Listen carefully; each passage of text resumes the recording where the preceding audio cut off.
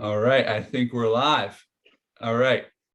Thanks for joining us, everybody, for Mix It Up with ML number 8, where we have Jule Brown, a good friend of mine and somebody I really look up to today on the pod, just to chop it up a little bit. Thanks for coming on, Jule. Thanks for having me, Mike. Thank you. Yes, sir. Yes, sir. Well, we like to start the pod with just sort of an introduction for the listeners of, how we met so they can have a little bit more context to the episode. Yeah, I think my favorite part about playing basketball, and my career is over now, but I think the best part about that was, you just go so many places, but you also are in touch with so many different people from different backgrounds. And I think, Mike, we have the bond through Jersey Shore, but just like that local kind of Philadelphia area basketball scene is so important to me and my life, and it's shaped who I am. So I'm really fortunate to, have come in contact with people like you and like still keep that contact. I think that's been very important for me because, that AAU circuit is very tough. The high school circuit is tough, but again, the reward is the connections and the people you meet. So I'm glad to be on right now. Absolutely. Yeah. And it's a great point, right? I think you coming on the pod is a great indicator to me of how many people that I've met just through AAU. Yeah. And I like, I think, and I want to chop this up a little bit later, just about AAU ball and sort of, the basketball dynamic. But I think in a lot of ways you can paint AAU basketball, for better or for worse, as, somewhat self-serving and whatnot, because kids are trying to get scholarships, et cetera. But, I like to look at it a bit more positively, like you just said, in terms of we were able to meet when we otherwise might not have.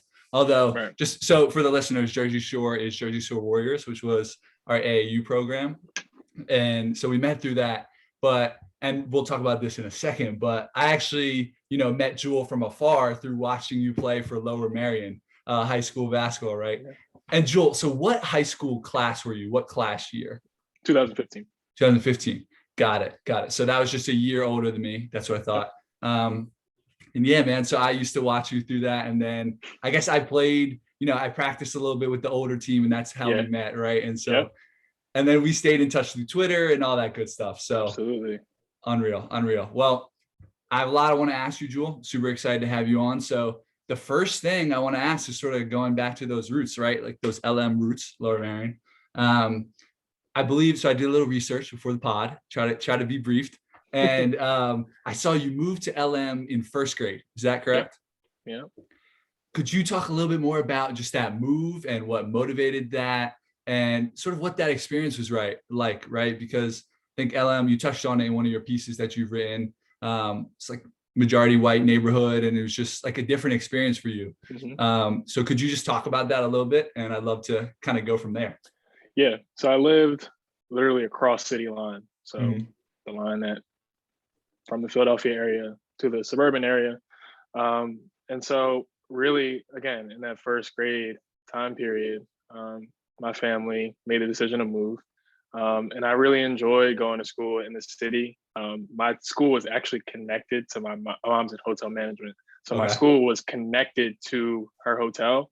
And so when I would play at recess, I could look over through the fence and she could like say hello, whatever. So that was really cool. But I think, moving out to Lower Merion Township, that was huge for me and my development. And, back to what we were just talking about earlier is like the connections and the people that you meet. When you go in and you move to a different place as a kid, it may not be easy, but I think when I first got there, I was embraced and, I made lifelong connections and friendships with people that I still talk to today. Right. We still hang out. We do these things. So, I really thank my family for making that move. And, when you're in first grade, you don't know.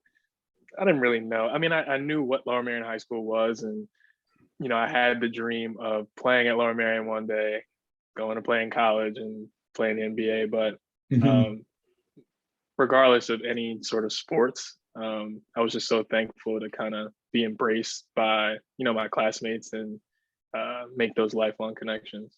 Yeah. And I mean, I think it has a lot to do with you. You were just like a super friendly guy and able to connect with other people, right? And so I'm sure that helped a lot. And, so did you know that it was Kobe's high school growing up when you were in first grade even? Did you know that? Yeah, But at the same time, as years went by, in 2006, Lower Merion won the state championship.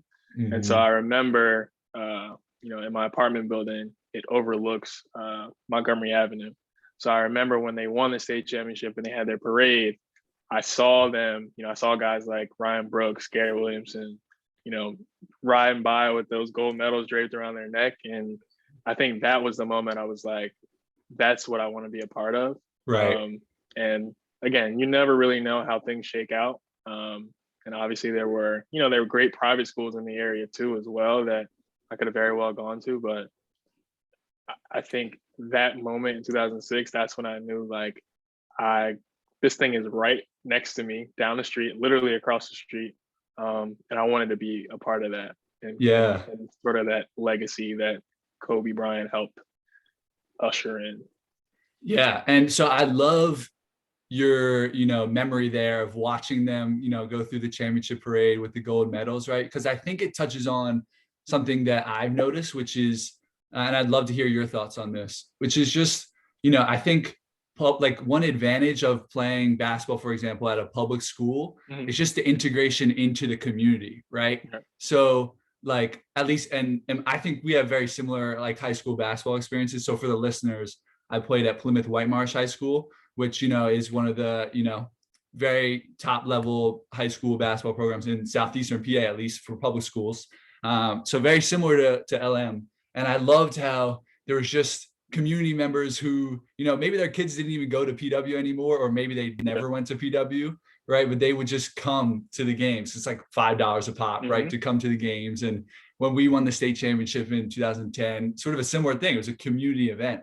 And I think, private schools sort of hold a lot of the power in the high school basketball scene nowadays. Would you agree if that's true? And I totally understand that. Like, you want to go, like, sort of form these really high level basketball teams with superstars from all over the place. But there's something beautiful and sort of pure about the public school, high school basketball experience. I don't know if you've thought of it like that, but.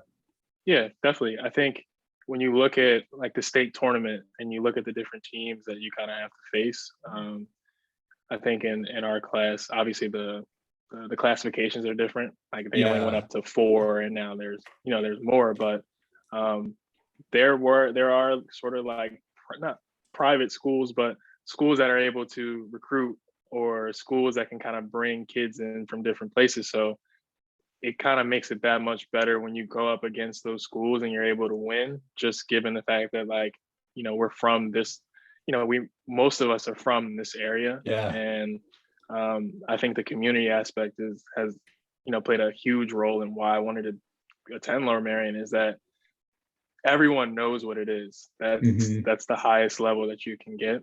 But I think it's the, having the conversations with people in the neighborhood, and you stop at Wawa and someone that saw your game last night and you have that conversation. I think that's really cool. So I think that played an even bigger part in my decision to go there. Right. And have you ever, sort of like a question out of the blue, have you ever thought about if you would want to send, if you had a child one day, would you want to send your child to like a private school or a public school? Have you ever thought about that sort of question?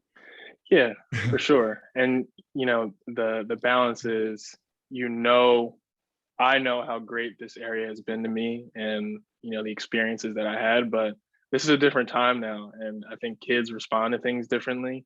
I think they think about the world differently. So it's putting them in the best environment that they can not only thrive, but be themselves. I feel like kids now have a lot of pressure to be certain things or fit into a certain box, but I feel like we all have to do a better job of letting them know that, like, whatever it is that you want to do or who you want to be, you can do that, but you have to be true within yourself, not doing things for, what other people may think or what someone else suggests. Like, you're the one that controls your destiny.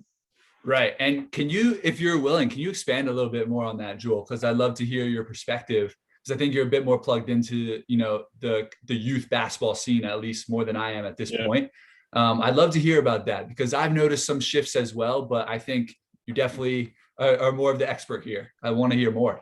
Yeah, I think, okay, you can look at it from 2 ways: the sports sports side of it, but also just life in general. Mm.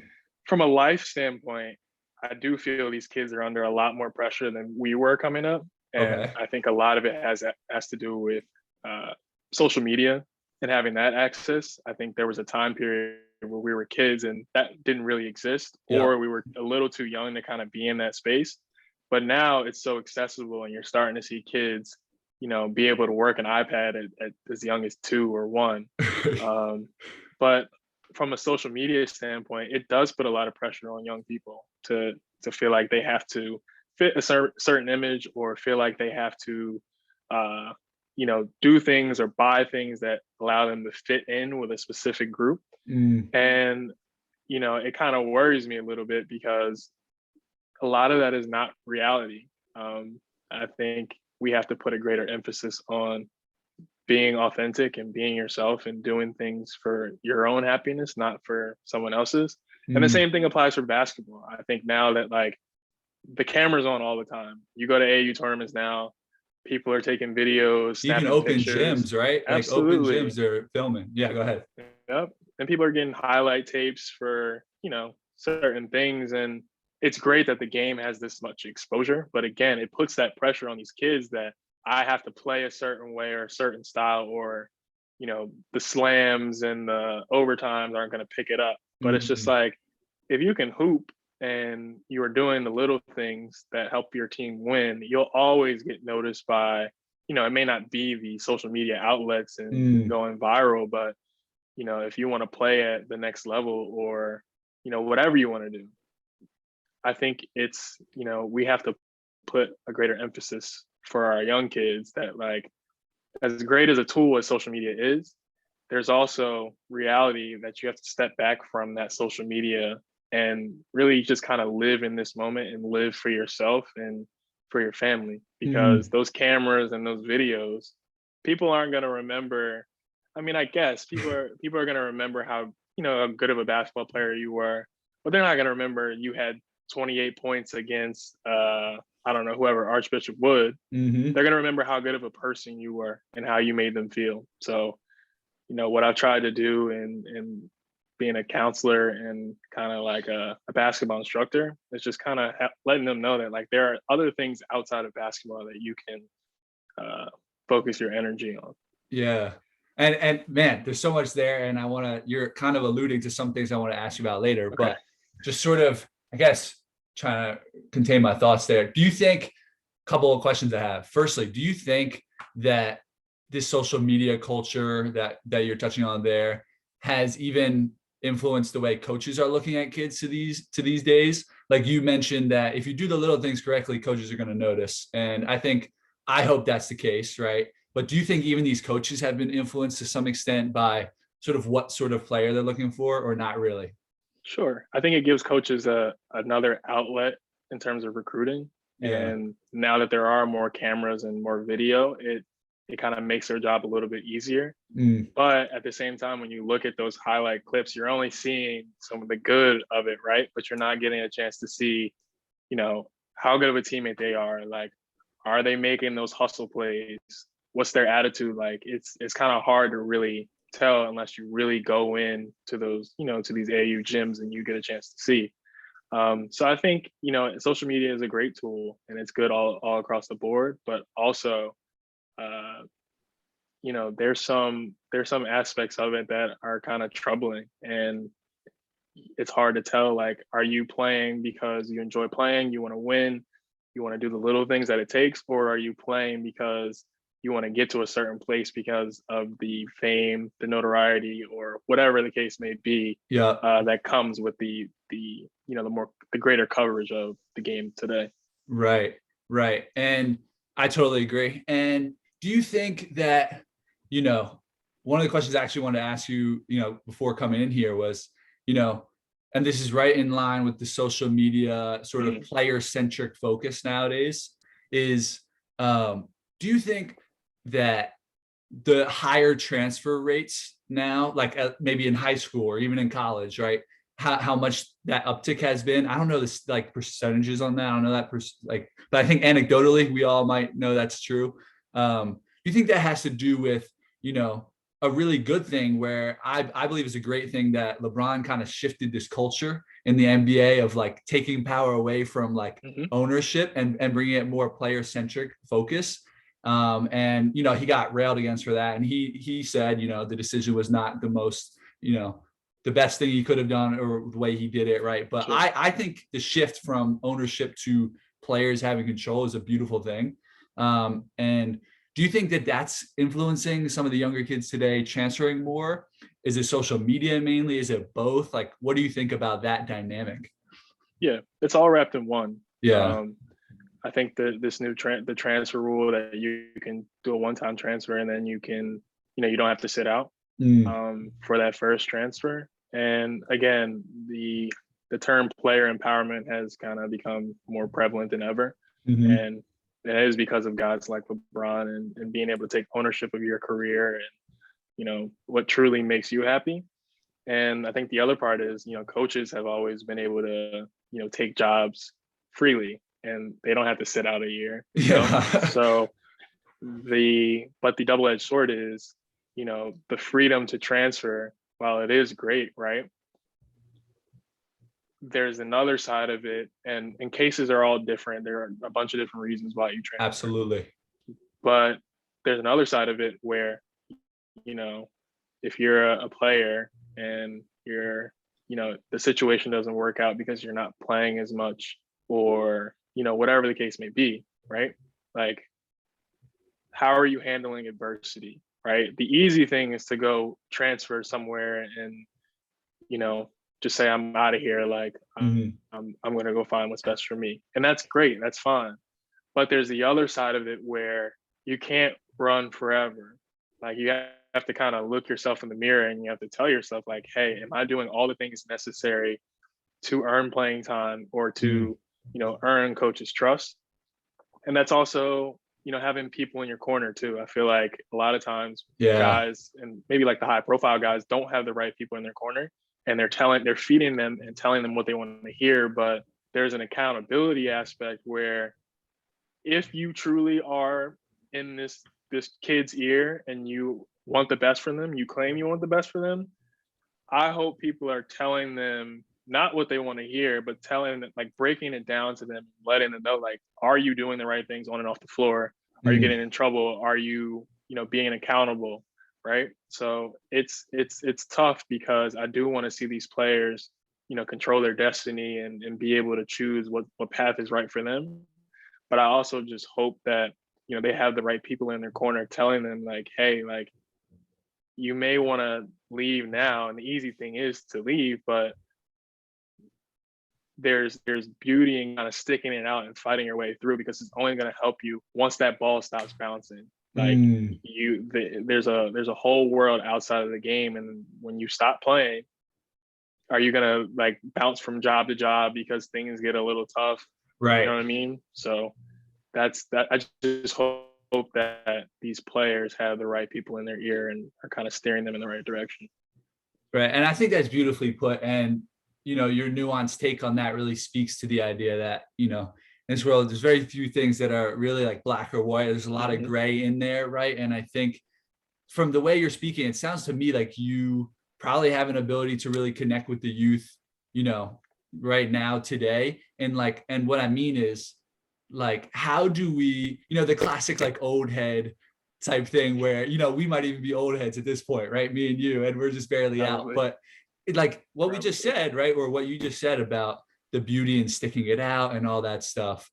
How do we, or how do older coaches or older figures, it could be a father figure, mother figure, caregiver, whatever, how do we, as we get older and as the times change, right, with basketball or whatever your child is like into pursuing, how do you cross that age barrier and connect with them in a way that they can see that you understand the culture in which they're growing up, right? Because we didn't grow up with all these Instagram highlight reels. Right. And like, how are you able to do that? Because it seems to me like you're really able to, just from, you know, how I heard you talk about that. But yeah, I think first it's just compassion, like having the compassion or the willingness to, you know, kind of put yourself out there, because not everybody wants to be critiqued or told what to do. I totally understand that. And I feel like this upcoming generation, Gen Z, like they, they have a lot of access to resources, and, they know a lot, and they know what they like and they know what they don't like. Mm-hmm.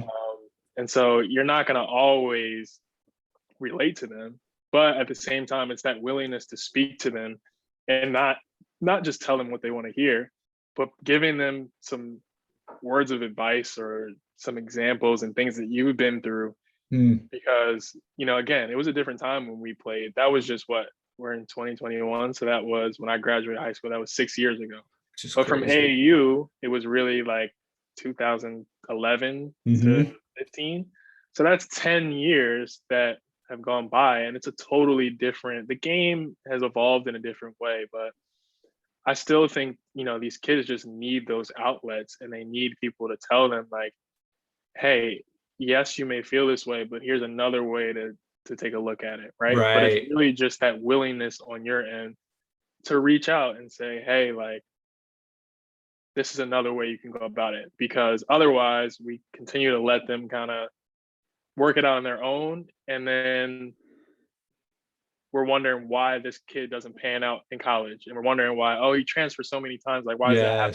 So obviously people have their own individual mindsets, and people are going to make decisions again for what's, for their best interest. But at the same time, I feel like we have a responsibility as those who have come before them to break it down to them and say like, yo, like, let's think about this and have a conversation, and hopefully they can take something from that. But yeah, I just think it's important for older generations and people who have kind of been through whatever the case may be, to then pay that forward and pass that down to this upcoming generation. Absolutely. And I think central to that message, it's just the willingness to listen. And I think that's what lays the foundation of the trust for the younger generation. So thanks for sharing that perspective. And yeah, man, do you, like, I was thinking about this earlier, 6 years ago, 5 years ago, we graduated high school and whatnot. Do you feel like simultaneously, for me, it feels like a whole different world ago. And I actually feel kind of removed from basketball in some senses, because I played club in college. I didn't play D3. I was going to play D3. We could dive into that a little bit later, but also it seems like such a integral part of my identity. I don't know. It's a weird thing. Yeah. Weird thing.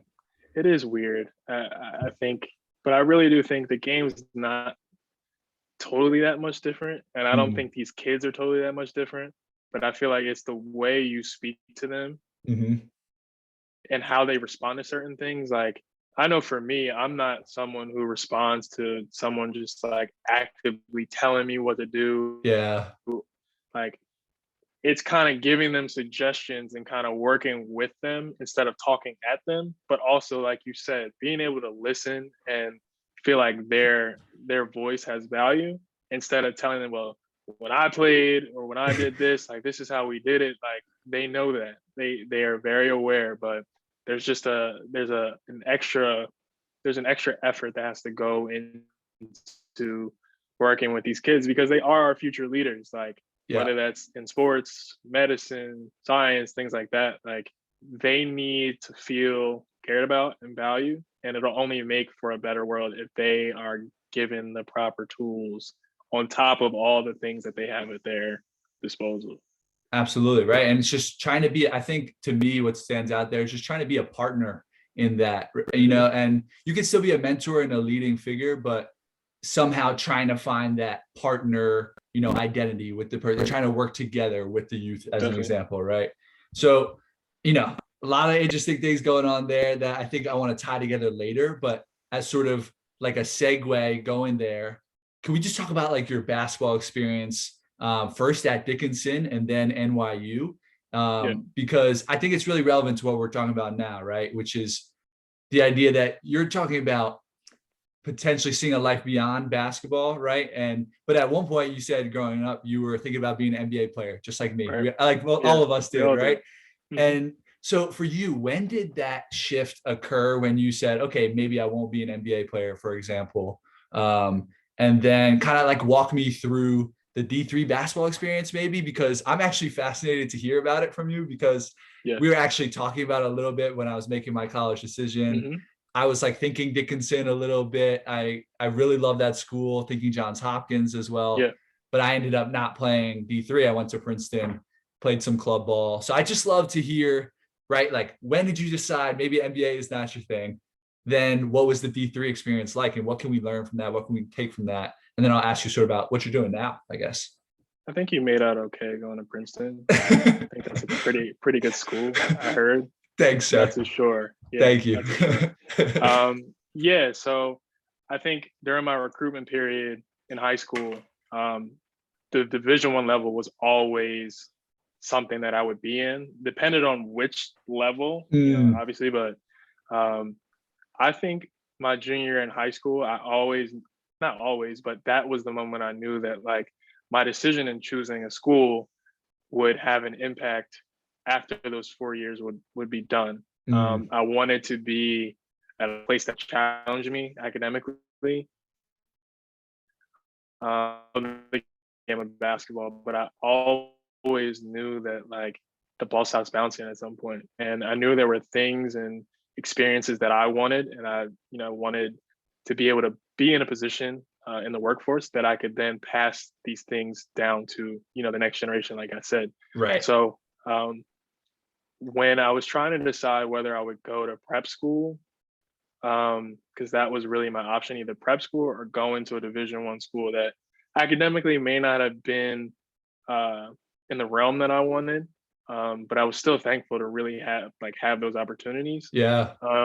But I think again, I really had my professional future in the back of my mind always, and that was the reason for choosing Dickinson. I think when I had it was really kind of late in the admissions process, but I think when I went in and I spoke to admissions,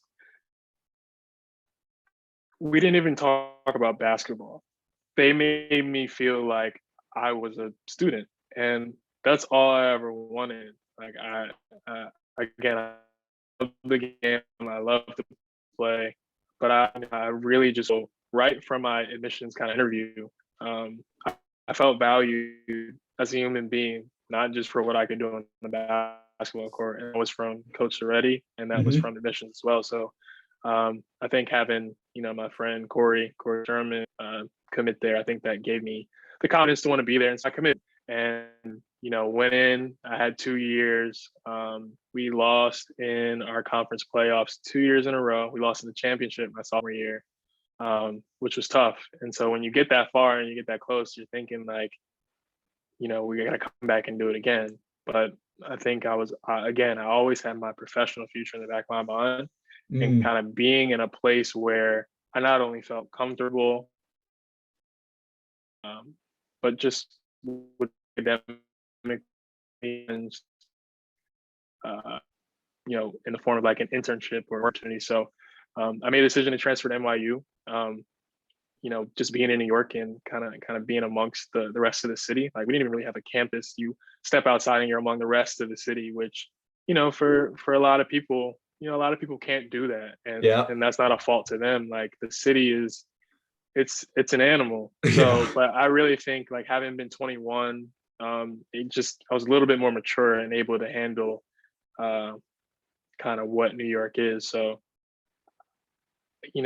Dickinson, I still, take things that I learned in those small classroom settings and the small campus environment and applied it at NYU and did even better than I did at Dickinson, just because I was prepared, not only academically, but I was prepared, from a maturation standpoint, having had those experiences and now knowing what I wanted to do professionally, it made it that much easier to kind of thrive in that setting. Right. So I didn't even know that, your professional future and what you were thinking about beyond the game played a role in you transfer. Yeah. Wow. Definitely. Wow. And so got it. That's I think that's important for people to hear, if anybody's listening, right? Hopefully. I think with your network, hopefully some people will listen. And yeah, so thinking about that is important. And I guess on the court wise, for that's another important element for people to hear about. What was D3 basketball like for you?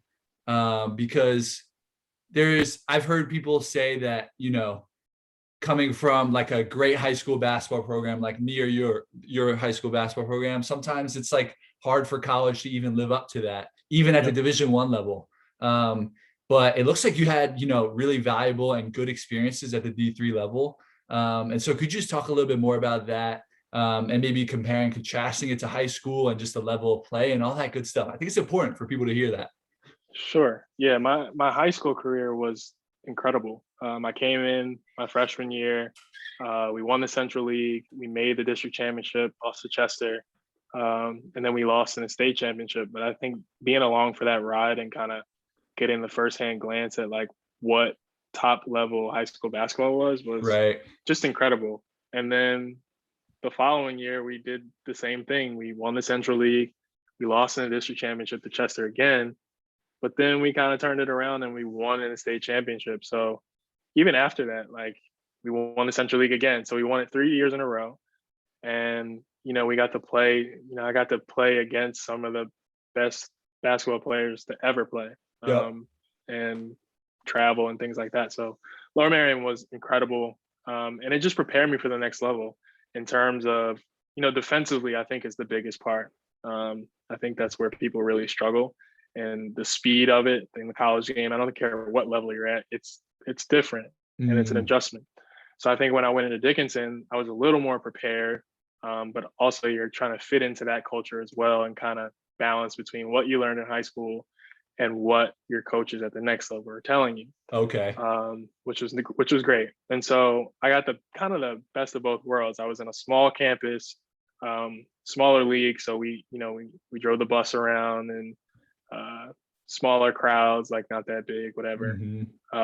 And then when I transferred to NYU, that's a giant of a school in a huge city. Like there's not really, I don't even think there's not a Division III program like it, just given the circumstances.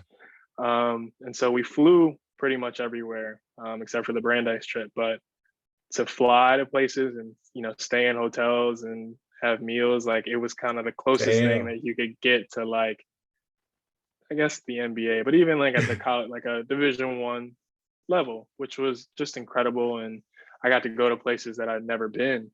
But at the same time, like we didn't have a gym at NYU. Really? They're still building it now. So we played at Hunter College. We played all our home games. Wow.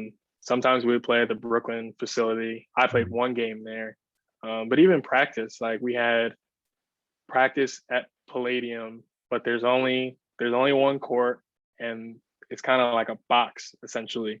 So you have like the rest of the athletic community kind of looking down on your practices. Wow. But also when we would try to play pickup, you have to kind of work in with the rest of the school because there's only one gym and you can't really reserve a court time unless you come in at 6 a.m. So it was a challenge. Like practice, sometimes we would take, well, not sometimes, but most of the time we take the subway to Pace or the Brooklyn facility. Wow. And that all matters, right? When you're doing all that and then you fly out on Thursday, you play Friday, then Saturday you fly in or you take a bus somewhere and then you play Sunday and then you fly home. So I had a really unique kind of basketball experience, but it really just kind of prepared me again for life after basketball because while that was really challenging and it kind of, it weighs on you, all that travel, all the plus school, and it just allowed me to be more efficient from a time standpoint. So, I couldn't have asked for a better situation because I really learned and grew from that. Right. And I love you kind of comparing and contrasting small liberal arts school, Dickinson, right, in that sort of suburban environment and driving to games versus the bigger city school. And I think you're right. Probably NYU is one of a kind in that sense, but also for people thinking D3, there are definitely like urban environments, I think, where you can go play D3, like Hopkins is in Baltimore, right, and everything. So just interesting things to think about from that geographic perspective. And I guess like my next question would be sort of when you had your last college game, what was that like for you? like mentally, emotionally, all of that. And I read your piece in the Medium about like your last game. Thank you, basketball. It was beautifully written, by the way. Thank you. And I just want to hear a little bit more about that. And I have a sense that, you know, you were a bit more prepared for that, right? Because you were talking about like post-ball career was always in your mind. But can you just kind of walk through that? Because like you said, I think if anybody's listening to this who's in high school, right, for example, playing ball, I think it's helpful to hear what you said earlier, which is like people don't remember if you had 20 in this game or 30 in this game or 4 in this game, right? Which is weird. But it's true. Because I remember at the time being so worried about like how I played game to game. But like you said, even 5 years out, it's just a different experience, right? So can you just talk about that transition to post basketball life and whether it was a gradual one or was it sort of like you were just ready to flip that switch? What was it like? Yeah, I think it's a real testament to the Lower Merion program. Yep. And the experience I had there, not even just while I was in high school, but as I was coming up again, like I said, like going to games and seeing the crowds and seeing how the community responded to that program, Mm-hmm. and the success we had, the relationships I formed, the coaching staff. Like these are people that I'll talk to out of the blue, just like Yep. randomly. I can go text a guy from the team. It's actually somebody's birthday today. I gotta go say happy birthday to him. But you're bonded by that for life. And so I think having had that experience and then fast forward into my last sort of basketball game, like I feel like I had given my all to the game. And my path and my journey wasn't what I thought it would be. And you always think you're gonna, not always think, but you know, as a player, you strive to play at a high level. And so of Yeah. course I wanted to play Division I basketball and play at a certain place. But my basketball experience was so great that when that day came and the game was over and we ended up winning, it didn't even matter if I won or lost. Like I knew I had given everything to that game and Mm. every practice. And I think what has always been most important to me is like I don't care how many points I scored. I don't care. I don't even care if we won or lost. I think it was being able to be a teammate and be someone that guys could look to, not Mm. even just basketball wise, but outside of the game. If it meant having a conversation or if there's something going on, like I always wanted to be that resource. That meant more to me than any point I ever scored or any play I ever made. Like I just hope that the guys that I played with knew that I was in their corner and Mm. knew that I had their back. And I really felt like I did that. And so when it ended, I was just like, I'm prepared for this next step because I always had it in the back of my mind. And my lifelong goal has always been to really just like serve and be amongst the community and make life a little bit easier for people who are having a hard time. So Mm-hmm. um, I said that in my piece, and when I wrote it like a couple weeks before. I knew I wanted to do something, and I think it was in my writing class. That was when I was first developing it, and I got feedback from my professor, and then I published it. But again, I think having that experience at Lower Merion, then going to Dickinson, and the it wasn't easy. Definitely wasn't easy. Then transferring and playing and having coaching changes and the practice gyms, and that wasn't easy either. But Nope. you come out of it and you think back and you think like I played as hard as I could. I was the best teammate I could be, and that's what matters to me. Mm. Bro, it's like therapeutic for me, no lie. Um, right, like, and it's not like those concepts are these like foreign concepts, groundbreaking concepts. We're all taught that when we're younger, right? To like give the best that we can, be the Mm-hmm. best teammate you can be, right?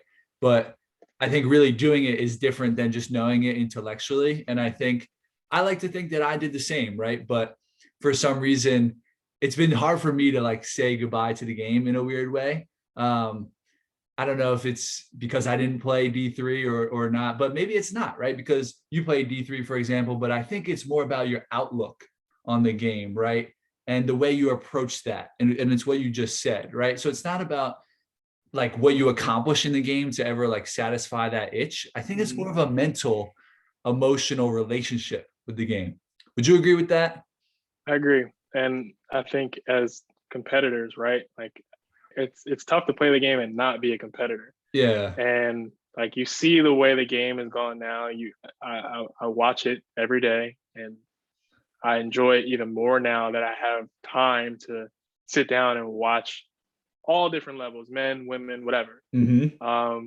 But you still get that itch to play. Like I walk throughout the hallway, like I can't help myself Euro. Yeah. because I'm so ingrained in the game, and it's meant so much to me that you can't help it when you stop by somewhere and you see people playing.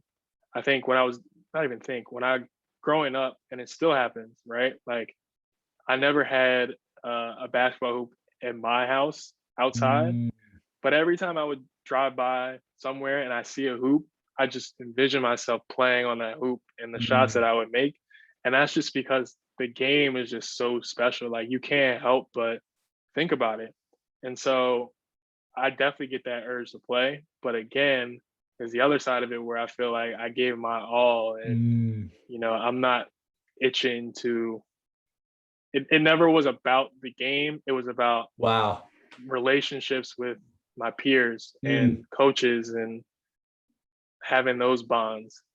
It just so happened to be through basketball, but I think I've put enough time in, and I'm enjoying watching it and getting a different perspective now that I'm not playing.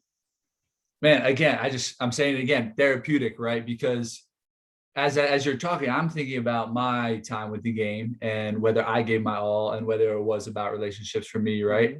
And it was the whole way. And I can, just like you, I have a PW family of people, Yeah. that like I still talk to every day. We still have group Mm-hmm. chats and everything. And my coach and I still talk, which is kind of a huge privilege for me. He's a big deal and everything. And just the people I met, right? The lessons you learned.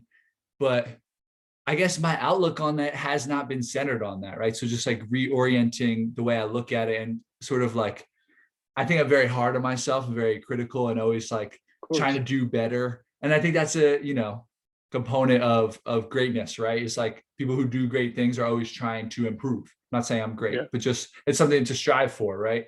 But also I've been trying to be more grateful and appreciative of just things in my life as well. And I think Mm-hmm. basketball should be one of those things. And so just I listening to agree. you talk is like, it's helping me, bro. I'm not capping. I'm really serious. So thank you. Of course. Yeah, man.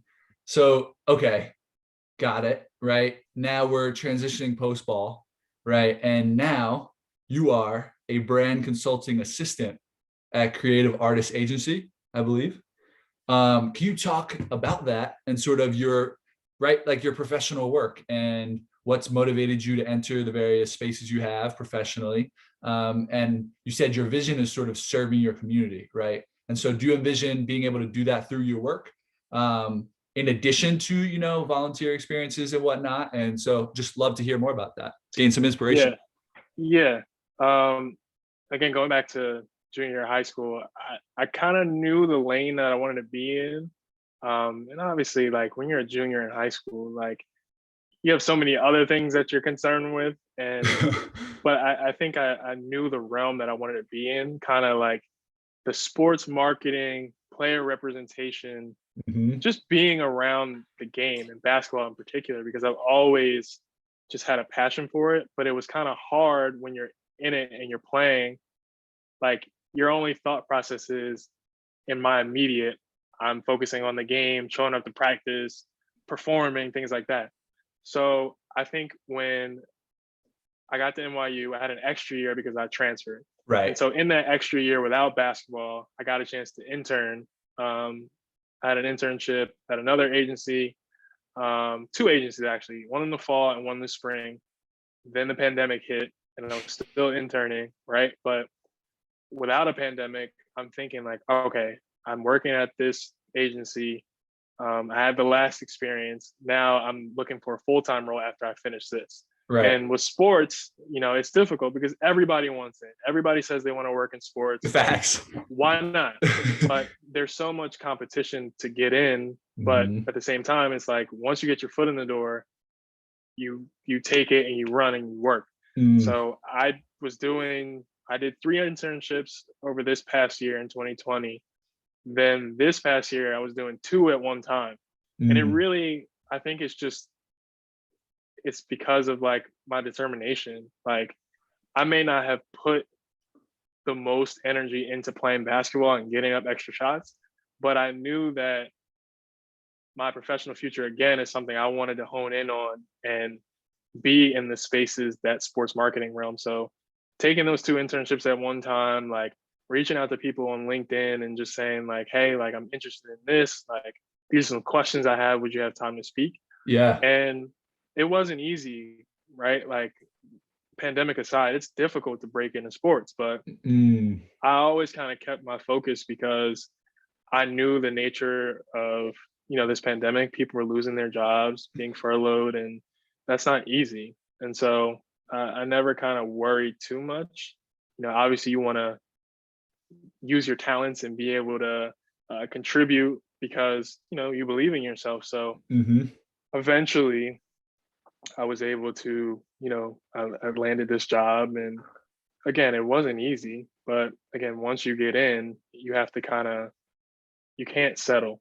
Yeah. And just knowing the amount of people who have lost their jobs or people who have been, laid off from even the company, like it's a dream come true for me to be in this position. But now, like, what are you going to do with it? Right. Like, it's not even a question that now I have to work 10 times harder because I know that, other people don't get this opportunity. Yeah.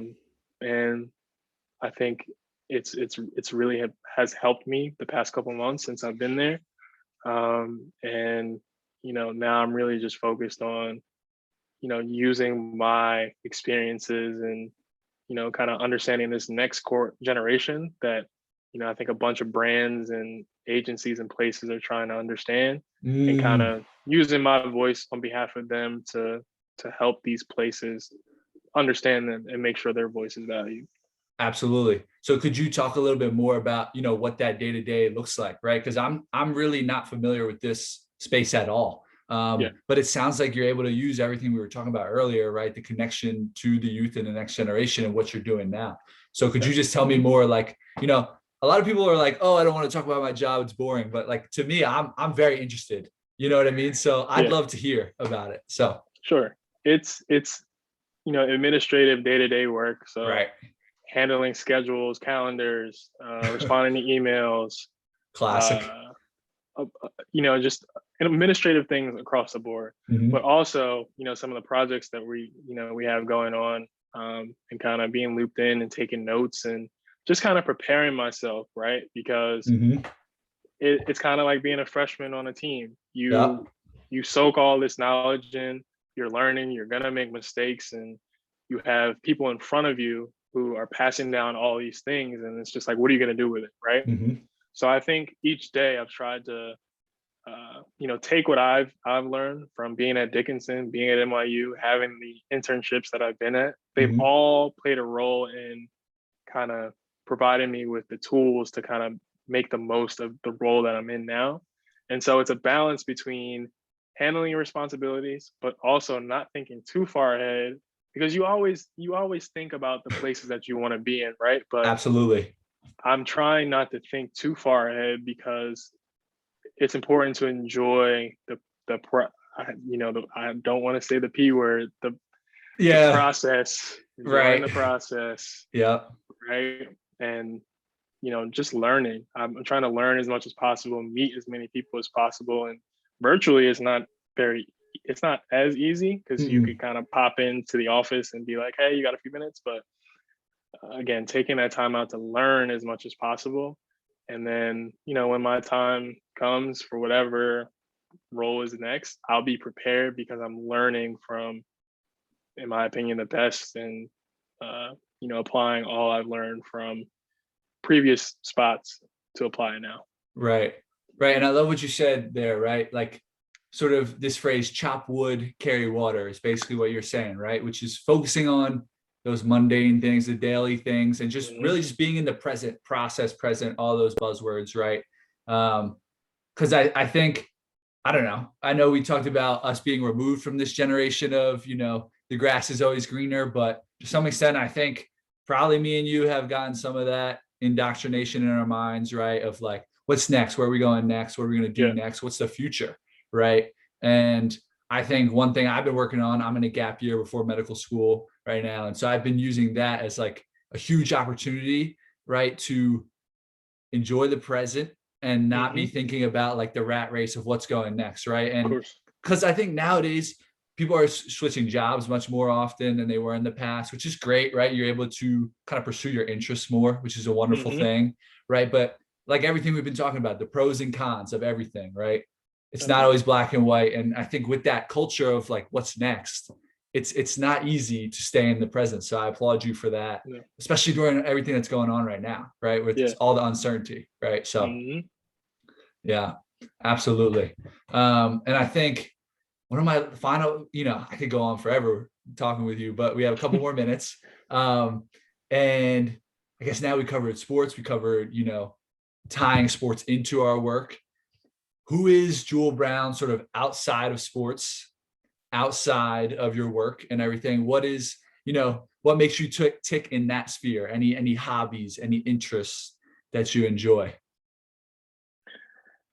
I guess writing, and I guess that's apparent given the thank you basketball piece, but I think it's super important for people to just like express themselves. And so whether that's, if you're not the most outspoken, I think there are outlets where you can kind of channel your inner thoughts, because that's the hardest part too. Like we